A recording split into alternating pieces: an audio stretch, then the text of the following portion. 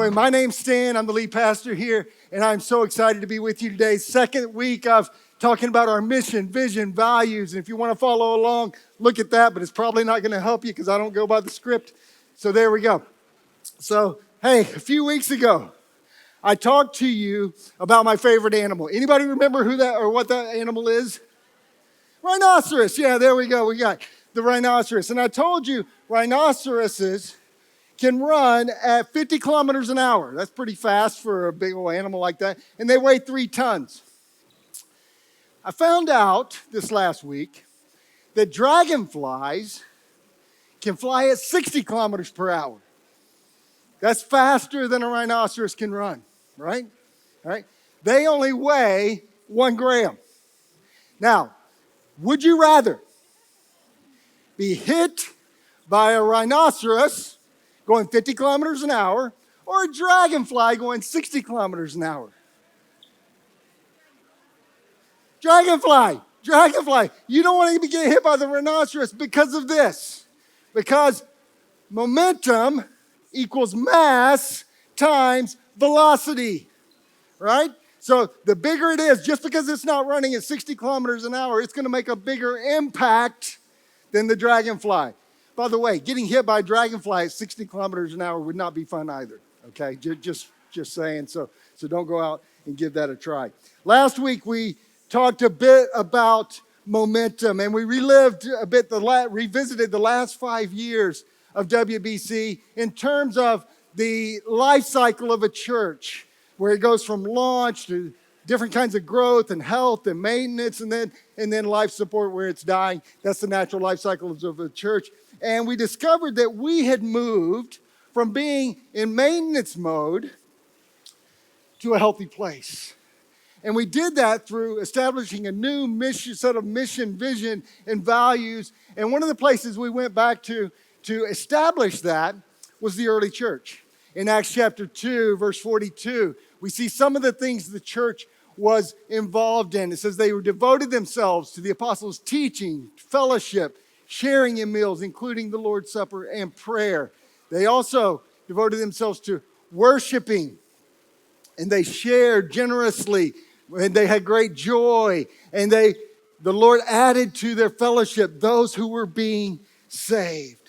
So we decided we were going to say this like this: we are striving to be a loving community, seeking, serving, and sharing Jesus.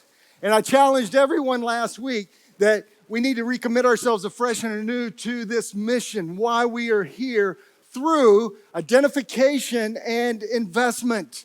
And we talked about the fact that identification is a moment that leads to investment that creates momentum.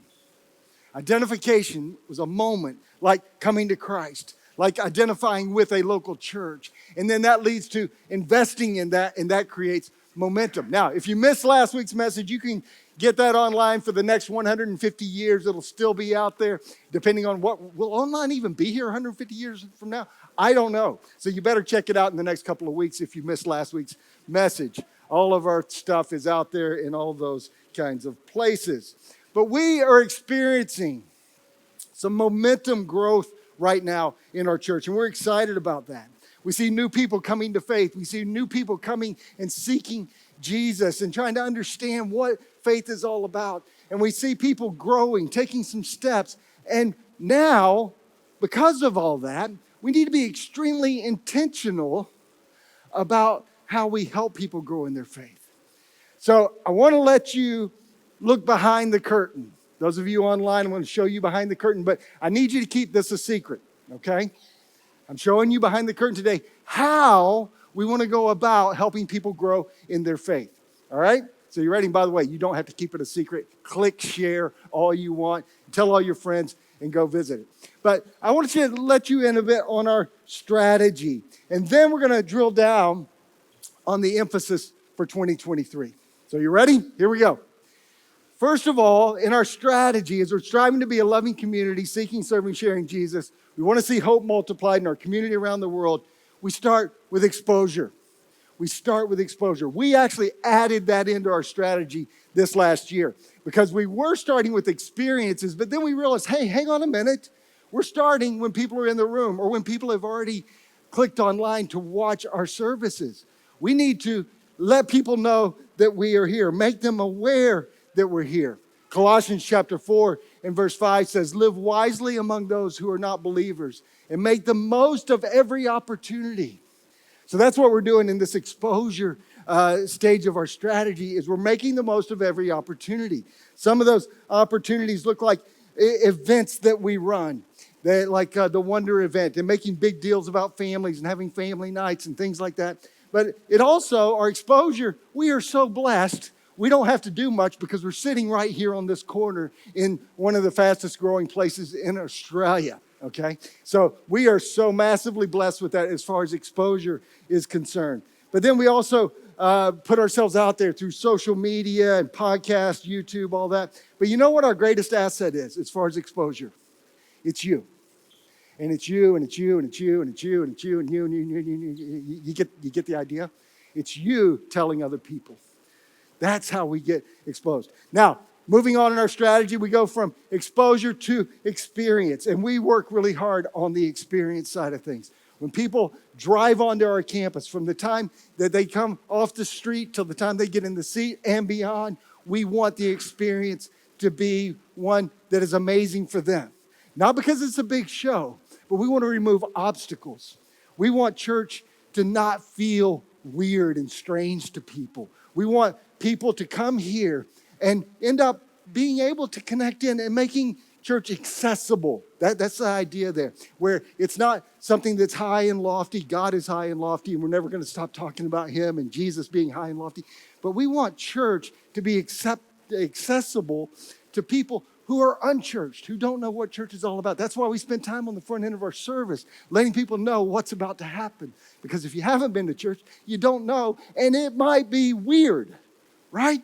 So we work hard on that experience. You know, here in this stage, people are seeking information. They want to know what we're on about. And it's great to hear people say things like, hey, that wasn't what I expected, in a good way when they came to church. And just recently we had one that I just loved. They said, we went and watched online and you weren't odd. Yeah, how good is that? Although I feel pretty odd most of the time, but they didn't pick that up. So they came and they visited. So we move from the experiences to engaging. And that's where people move from the information to actually becoming a bit more involved. So they move from experiencing WBC to connecting in. They're finding connection. They're finding care. They're finding a place of community. 4 marks of a fully engaged person. And I want you to use this as a filter. And even this might be a quick assessment for you. This isn't the message. We're just setting up the message, by the way, so I still got lots of time. Anyway, so a fully engaged person, in our estimation, the way we measure things, because you need to measure things to see if you're doing a good job or not, is are people connected to groups, life groups or serving groups? Are people connected volunteering? Are they serving in a ministry? Are they giving? Yes, giving is a sign of a fully engaged person, giving financially and inviting. Are you so excited about the place that you're inviting other people to share in your experiences in that? That's what we see as a fully engaged person. Hey, and you're going to have an opportunity in your life groups this week to actually work through that, and you can actually give us feedback. Do you think there's other things that should be there? But we believe those are the 4 essential keys to someone that's fully engaged. So then healthy things grow. So that's the next part of our strategy. We go to equipping, and that's moving people to maturity. As personal growth through discipleship, through taking steps and making decisions in life that are healthy and leading towards spiritual maturity. People are understanding the need to develop in their lives some habits that will help them become healthier people and draw them closer to Christ. These people are moving from involved to integrated. And then in our strategy, we want to empower people.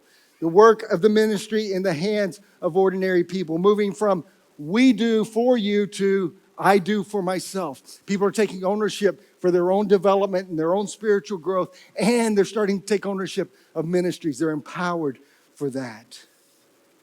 And then finally, we expand. that's mobilized for ministry. And that looks like missionaries being sent out. And we do a lot of that around here. It could be short-term mission trips. It could be the people that are willing to go and serve someone else. Like we just launched a couple of weeks ago. We said goodbye to Abby. Now she's working somewhere else, taking what she's learned here and using it somewhere else.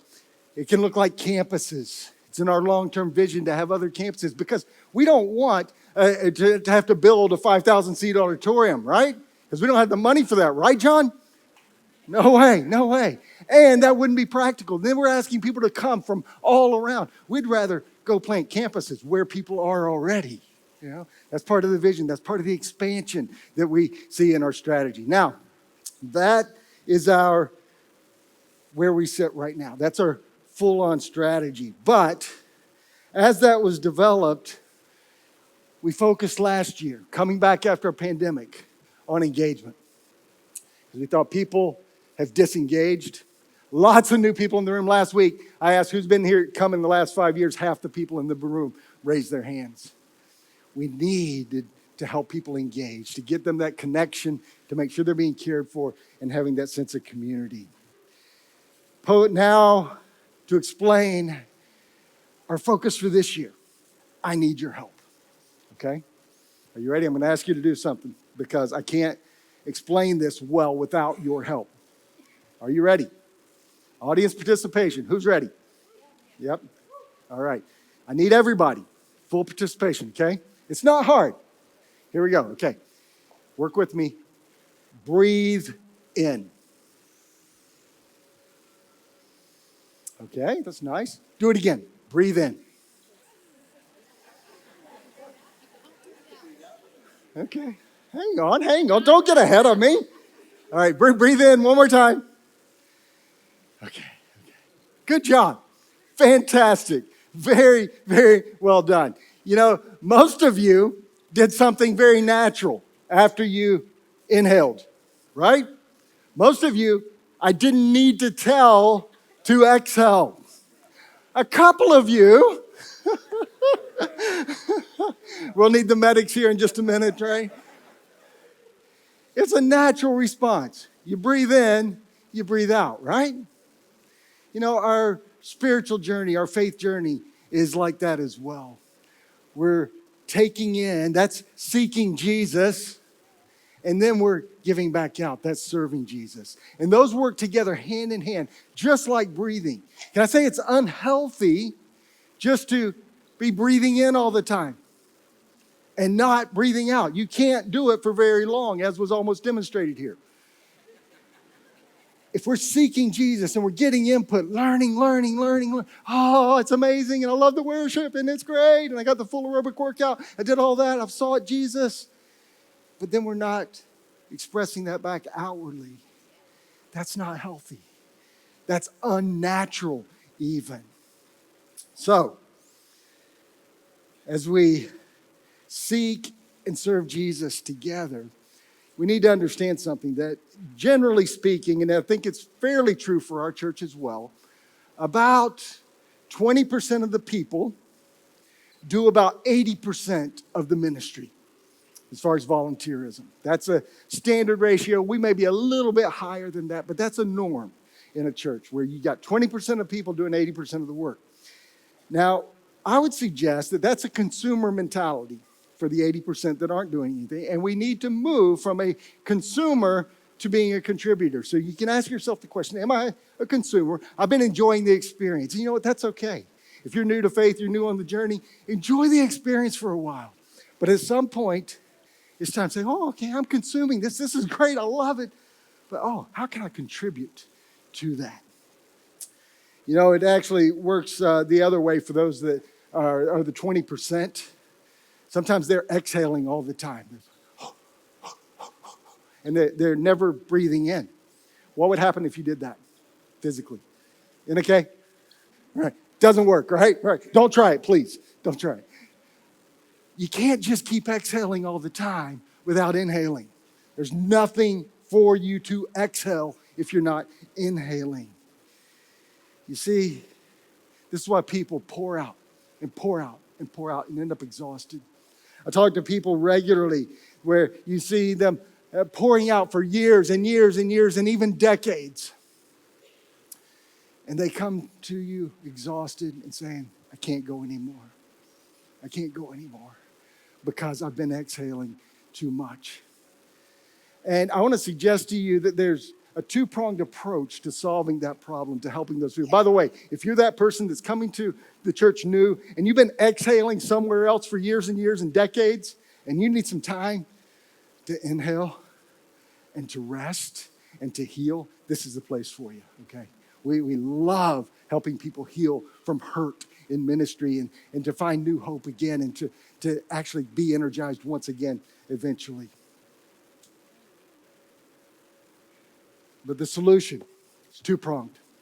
We need more people exhaling, not just inhaling, the 80-20 rule, okay? And we need more opportunity for inhaling, all right? So yes, you can go home and tell your friends, our pastor said that we should be inhaling. So right, anyway. So that's what we're going to focus on this year, is inhaling. We're going to focus on equipping. Ephesians chapter 4 says this. Ephesians chapter 4, beginning verse 11. I've got some of the highlighted sections here, but I'm going to read the whole passage to you. Ephesians 4:11 says this. Now these are the gifts Christ gave to the church. The apostles, the prophets, the evangelists, and the pastors and teachers. Their responsibility is to equip God's people to do His work and build up the church, the body of Christ. This will continue until we all come to such unity in our faith and knowledge of God's Son that we will be mature in the Lord, measuring up to the full and complete standard of Christ. Then we will no longer be immature like children. We won't be tossed and blown about by every wind of new teaching. We will not be influenced when people try to trick us with lies so clever they sound like the truth. Instead, we will speak the truth in love, growing in every way more and more like Christ, who is the head of His body, the church. He makes the whole body fit together perfectly. As each part does its own special work, it helps the other parts grow so that the whole body is healthy and growing and full of love. So friends, these verses talk about a growing body, a church that is growing and is becoming healthy. And that happens through equipping, which that's our focus for this year. We're still going to be doing the engagement and the exposure and the experience and all those things. We're going to do all this stuff all the time, but we're going to put extra effort and attention to the equipping section this year. So that is what I want to talk to you about for the next few minutes. When we talk about equipping, it plays out in three different ways. First of all, we want to equip people to maturity. This is people equipped for growth in faith and life. When I talk about life, the very first thing that comes to mind is life beyond this life. We want to equip people so that they can take the next step in their faith. They can take the step of crossing the line of faith so that they can be prepared or equipped for eternity with God in heaven. That's a massive step. And when we talk about multiplying hope, you need to understand this, that if our hope in Christ is only for this life, we are more to be pitied than anyone in the world, the Apostle Paul teaches us. So friends, when we multiply hope in our community, we multiply hope around the world, we give to things like the Turkey of Syria earthquake relief. Those are all massively important things. But if we give people hope in this life only, it says that we're, of all people, most to be pitied. Hope goes beyond this life. Hope is in eternity. So for those that haven't crossed the line of faith, we want to equip towards that. We also want to equip those who are across the line of faith to become more like Christ. And we grow a couple different ways. We grow by learning. So we're going to be offering more and more courses for that teach you how to study the Bible, that study the Bible with you and draw you into a more deep and intimate relationship with Christ. And the reason we're going to be doing that is because I firmly believe this. What we believe affects how we behave. If you believe something, then you're going to act on that. You believed when you walked in the room and found a seat, even though that might have been a little bit challenging for some of you, that that seat was going to hold you. So you sat down. You didn't even hesitate because you have a belief about that chair, right? Are you here? Yes, okay. So as we learn more about who God is and who Jesus is, and we grow in our relationship with him, we're going to believe more deeply. We're going to understand more deeply. And you know what? That's going to affect our behavior because we're going to trust him more and lean into him more as we grow.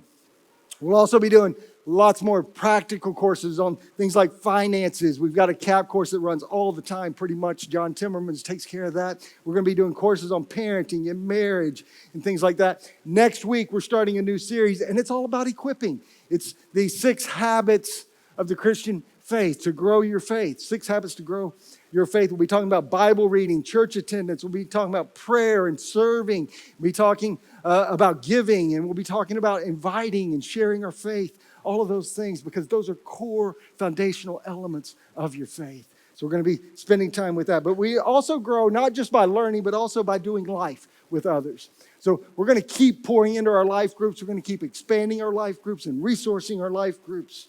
We also want to offer for anyone that wants it, and everyone needs it, by the way, mentoring relationships, where you're doing life with somebody that's a little further along the journey than you are, that can help you in those things. And we'll talk to you about how you can connect to those a little bit later.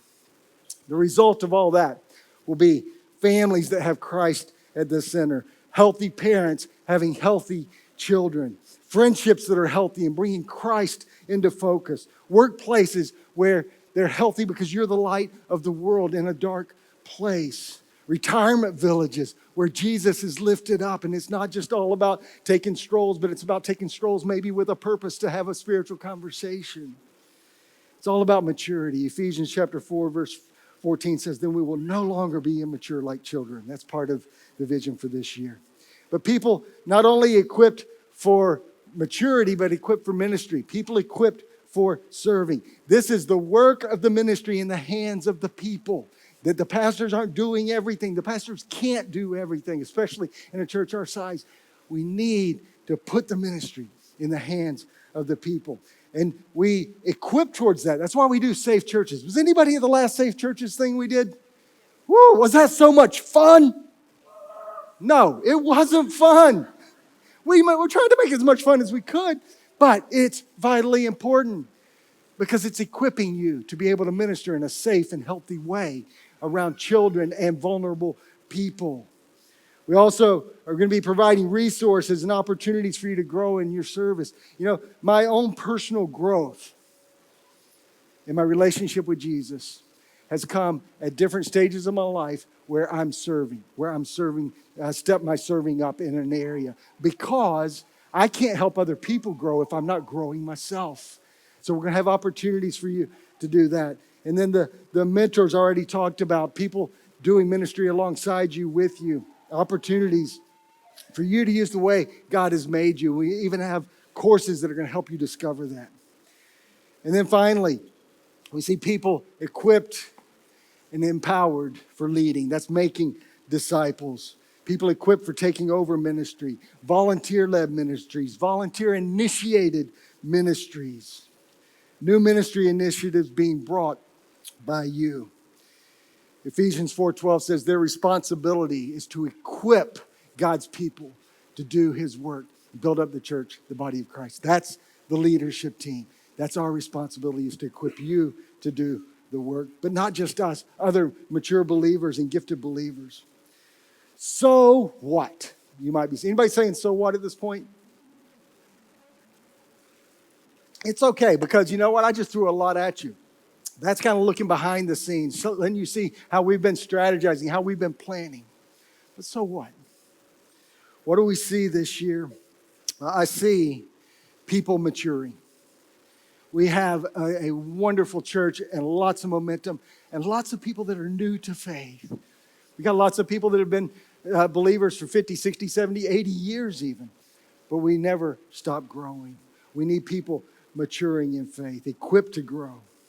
I see people ministering, people equipped for serving. Again, 80% of or 20% of people doing 80% of the work makes that 20% tired. And it's unhealthy for you if you're not involved, because you're just breathing in all the time without exhaling. And then finally, we see people making disciples. They're equipped and empowered to lead. And I sum it up like this. Okay, this is what I really, really fundamentally believe that we're going to see this year. We're going to see growing people growing the church. Okay? Growing people growing the church.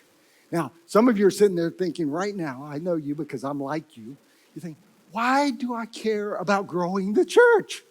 Right? Anybody willing to admit you just thought that? Yeah, okay. Thanks for the one, right? There's 400 others that think that as well. Hey, that's a good question. Because obviously I care about growing the church. It's kind of a bit of why I'm here. But it's not about growing the church. I said growing people, growing the church. Growing the church is a byproduct. It's the result of growing people. See, it's about your personal growth. It's about you growing in your faith and seeing your life continually transformed to be more and more like Jesus.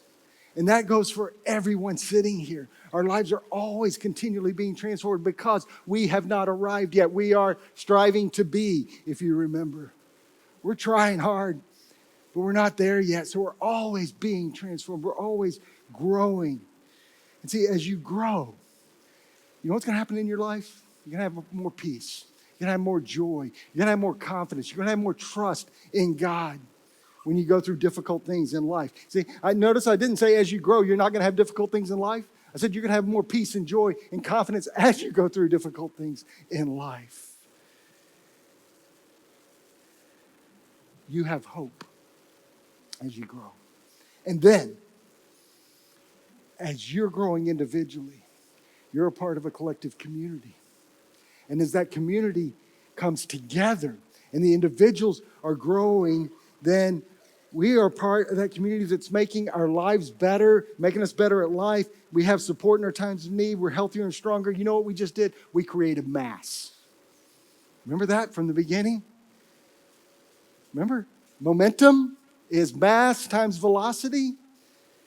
You know, the speed at which things go, the world is going at a breakneck speed all the time. But as we increase mass, we increase momentum. That's why the dragonfly is not going to hurt you as much as the rhino. And as we come together as a body, one individual can make an impact. It can make a splat on a windscreen going 60 kilometers an hour. But all of us collectively together create a mass that's going to change the world. It started with 12 guys, and one of them was following the devil instead of Jesus. And they are why we're here today, because they created momentum, and it just kept going and going and going. That's what we do here. And see, as we're doing that, that's going to multiply hope. More people are going to find hope because we're sharing our hope with them. And more people are going to respond to the good news of the gospel, equipping them for eternity with God rather than an eternity separated from God. As all that happens, you're going to be more and more fulfilled. Your faith is going to grow. And we call that multiplying hope.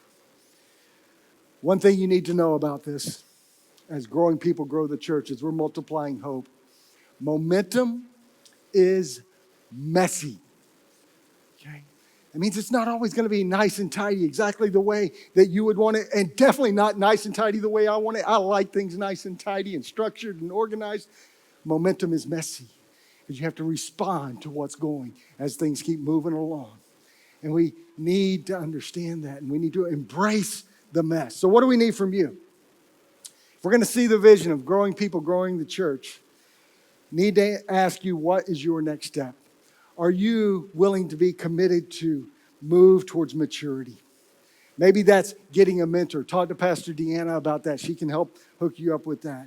Using the resources that we've already got out there provided for you. Taking a course in the coming weeks or months as those are being rolled out.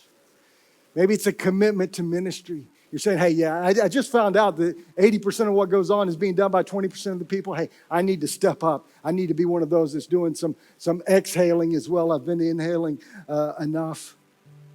We've got existing ministries that need your help. Pastor Deanna talked about the kids ministry and having to scramble today. We need more kids workers. We need more youth workers. We need more people on the welcome team because there's so many of you trying to help you find seats and navigate our buildings and all those things. We need more people in the cafe team. We need all of that.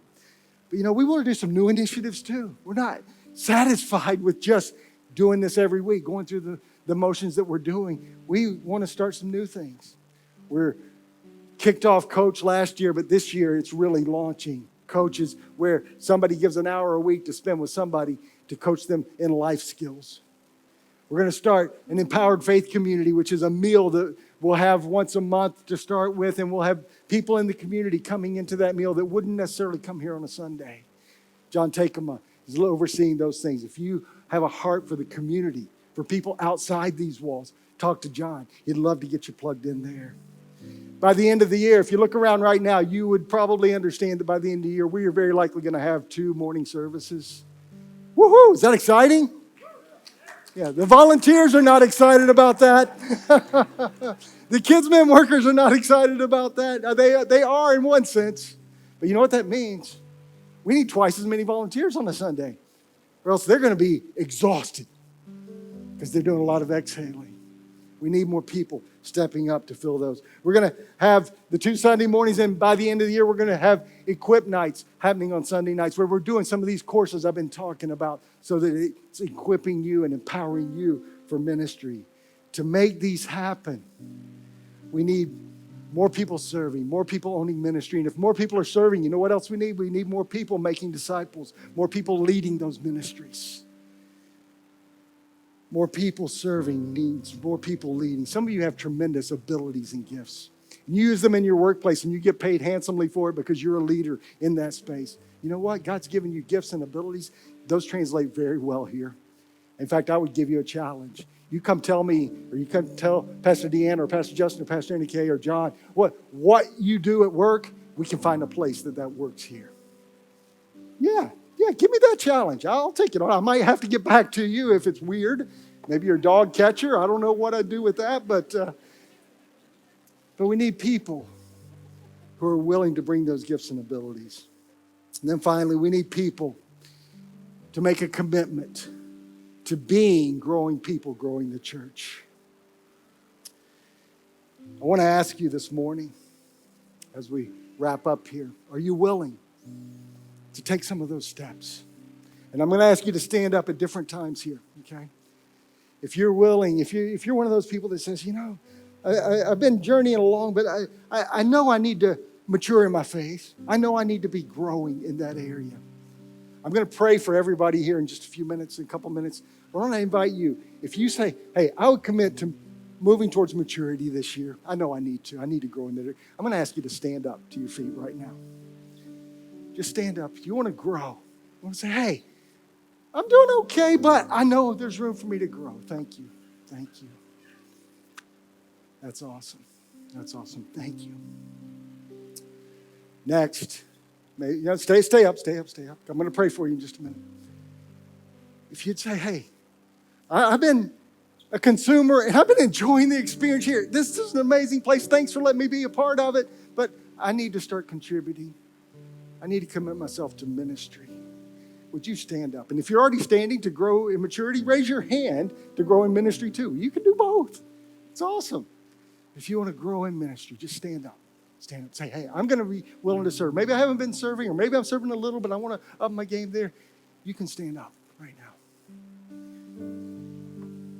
Thank you.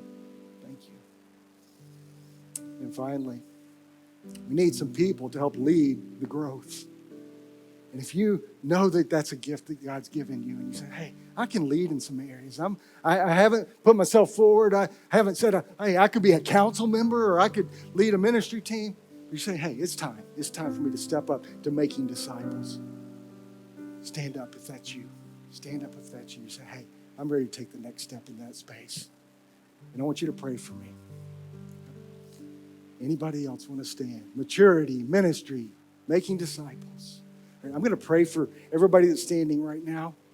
And then I'm going to give you another opportunity as well when I'm done with that prayer. Okay, thanks for standing. Father, thank you so much for all of those that have stood, who are saying, I want to grow in my faith. I want to grow in my walk with Jesus. I want to become more like Jesus. I pray for those people right now, that you would help them move beyond today of standing up and to take the necessary steps to help them find somebody to journey with them as a mentor. Help them to learn how to study the Bible, read the Bible, and to grow in their faith. Lord, I just pray for them right now. And for those that says, hey, I need to step up into ministry, Lord, thank you so much.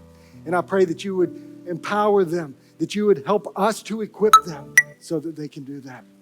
And Father, for those that has said, hey, I actually can lead some stuff around here. I haven't done enough of that yet, but my gifts, my abilities are there. Lord, I pray for them, that you would help us to be able to journey with them, to be able to hand over and release ministry into their hands.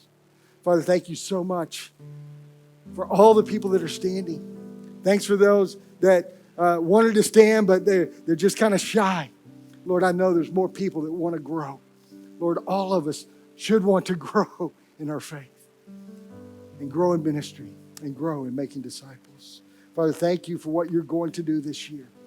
In Jesus' name, amen.